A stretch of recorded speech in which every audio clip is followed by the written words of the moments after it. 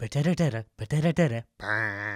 G on the mic, 1-2-1-2. I need all the lookouts to keep their eyes open for another time jump. Right now. Thank God we get to hear the end of this conversation that already had an end and was bad the first time. I love that after everything Rick went through to get them on his side, the trash people bail the second things go south. If only there was some way for Rick to know they're garbage. Oh right, they literally live in a pile of trash. Carl is a big boy now with his big boy pants, which is why he's ready to step up, do what needs to be done, and pick strawberries with Negan if that's what it takes. If that's what it takes for what, Carl? Goddamn strawberry pancakes? Still don't believe Carl's a big boy? Check out his very manly stubble in this montage of face close-ups set to weird music.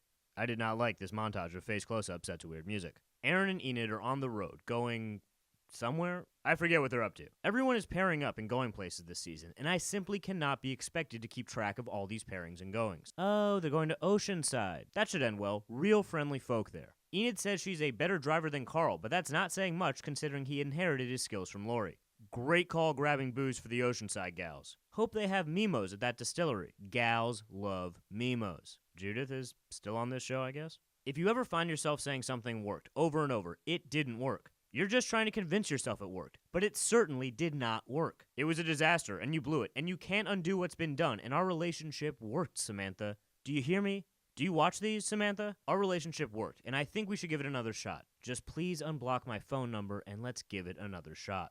Carl's new blog, I See What You Did There, sucks. And I'm so glad he doesn't have access to the internet to upload this blog for more people to see. Wow, thanks for reminding me of Enid's awful mantra. Almost made it out of 2017 without having diarrhea. Close one. When did Enid and Aaron decide to turn their nice gift into a woods trap? Well, I'm sure when someone from Oceanside shows up, they'll shoot Grandma? What the shit, Enid? You killed Grandma. Merry fucking Christmas. Carl is about to introduce Michonne to his Ninja Turtle friend when Negan shows up. He wants everyone to know he's pissed, but also polite. And he's about to seriously fuck shit up. Right after one more face montage. This time it's a driving edition. You know, they really have shown a lot of driving and face montages this season. It's mostly just driving and faces. If you take out every scene from Season 8 so far with driving, face montages, or a character who talks weird, it would just be the opening credits 8 times in a row. Jerry gets sideswiped by Lori's ghost. Because her driving is so bad, it doesn't adhere to the rules of time, space, and mortality. Jerry's note is amazing. A literary marvel. He uses majesty, bounce, flake, and deuces. It's like Zeke is playing Words with Friends with Jesse Pinkman. If a tree falls in the woods and Maggie wasn't around to see it, these guys are majorly boned right now. I've got a bad feeling about this. That just got a whole lot worse now that I'm looking at Jerry. No. Oh no, they did not do Jerry like that. Anyone but Jerry. I respect that Negan is willing to give points to whoever can deliver the most creative apology. May I be so bold as to suggest a haiku?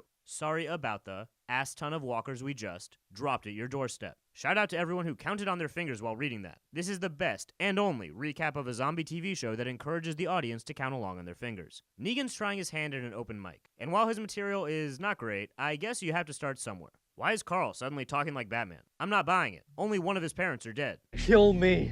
I'm sorry, what was that, Carl? Negan, please do it. Please do it, Negan, please. Just cut his hair a little with Lucille. But it was all a trick to help the gang escape through the back. Was that just a play? I thought we were having a moment, you little asshole! And I'm with Negan on this one.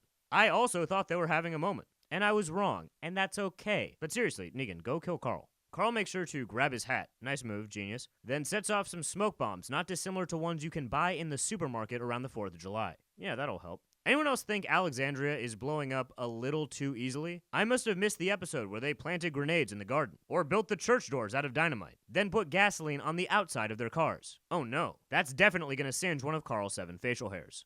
Come on, dude. Really? Nobody but her sees Zeke hiding right there? I don't even think that's technically considered hiding. Maybe they're all just used to seeing him with a tiger? I guess I could see how if you're only used to seeing a guy with a tiger, he's basically invisible without the tiger. Simon shows Maggie he means business by killing a random dude I'm not even sure is a character on this show. I'm pretty sure that's a sound guy who just didn't know he was in the shot. Eugene is drinking alone at night, haunted by the decisions that brought him here. And it's super sad. And also super relatable. And the fact that it's so relatable only makes it sadder. Tara and Daryl keep saying it isn't their fault, like it's not their fault, when it's so completely their fault. It's exclusively their fault. Everything would be fine right now, Smile City, if they didn't fuck it all up for no discernible reason. Sound familiar, Samantha? Call me. I miss you so much. Damn, Carl really thinks he's Batman with this bullshit. Or maybe he thinks he's a Ninja Turtle. Maybe he thinks he's some kind of Teenage Mutant Ninja Batman hybrid. And that's honestly the coolest thing I can imagine. Shit, is that a show? I would much rather watch the Teenage Mutant Ninja Batman show. Sound off in the comments. I read all your comments. If you would also rather be watching the Teenage Mutant Ninja Batman show. Eugene always brings innovative solutions to problems. How do you quietly wake someone up in their sleep? Easy. Just miss them, which is virtually silent, until that person wakes up and screams, "What the fuck is that? Did a ghost just jizz in my eyes?" Between his ghost jizz alarm clock and making a guard catastrophically crap his khakis, Eugene did more in one night than I got done in all of 2017. Carol did not seem to really mind saying goodbye, maybe forever, to Zeke. "No, please, don't go," or whatever, I guess. Bye. Maggie's mad as hell, and she's ready to shoot this dude like he's somebody's grandma. She lets this guy know cupcakes can be deadly, something I'm very familiar with because I have diabetes. Okay, time to write Simon a letter on this coffin. "Have a great summer, stay cool." Signed, Maggie, not Margaret, Ree. "Give him back his vest, Dwight. You're getting traitor blood all over it." By the way, it is so cute that Daryl wants that vest with angel wings back because it is just all around a very bad vest. You know things are bad when Rick is just whispering Carl. Negan hits pause on spaghetti to tussle, and it's a classic tussle, complete with a very rare occurrence of Negan getting hit with his own bat. Rick makes a clean getaway by backward somersaulting out of one of the last windows in Alexandria, then power jogging down the block. The gang's all here, ready to start their new life, living in a place that smells almost as bad as Season 2. Time for another montage of face close-ups with weird music. These montages of face close-ups with weird music are straight ass, 100% booty, and I really hope they stop doing them very soon forever. Wow, it finally happened. They finally killed Carl. This is so sudden, I barely have time to buy any confetti or balloons. This is definitely the biggest character death on the show, and they handled it poorly. Like, super bad. I mean, I guess it's from a zombie bite that happened off-screen last episode, and he got it because he was saving that random dude Sadiq, and they decided to creep up on some zombies to pay tribute to Sadiq's mom? Like, what the fuck? And he's just been chilling with a tummy bite all day, writing in his stupid-ass blog trying to grow a mustache? I can't believe I'm saying this, but Carl deserved better. And so do the fans of this show. This is the part of the recap where I remind you guys that mid-season finales are a scam. They're done by the network to spread programming out over a calendar year to balance quarterly ad revenue. This mess started by splitting up Breaking Bad's final season, and we've all just been asked to accept it ever since. But not me. Not this dude. I will always be the voice that says mid-season finales are total bullshit. And this is no exception. Because they easily could have shown Carl dying in this episode. They had time for 7 face montages, but now they're dragging the moment out to February, so they can get another spike in ratings from people who want to be a part of a pop culture moment, and sell more commercials at a premium price, with no thought or respect to the fans who will watch the show regardless, which is why the ratings this season are at an all-time low. Suck my ass in the rain with this nonsense. Do better, AMC. Do better. People will watch if you just do better.